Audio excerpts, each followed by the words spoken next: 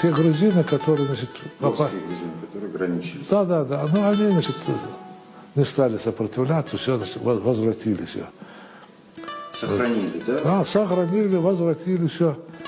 Грузины повели себя по-джентльменски, по-кавказски. Говорят, грузины поступили по-кавказски. Грузины наши братья, мы любим грузин. И всегда любили. Это не сегодня мы стали их любить. Это испокон веков идет. Что вы думаете об ингушском народе? Благороднейший народ. Их переселил Сталин, потому что приближались оттуда немцы. Я бывал там. И на их место заселили славян.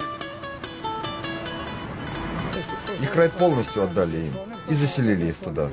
А когда Хрущев переселил ингушей обратно, грузины уступили ингушам их дома и оставили им и посуду, и скот, и урожай.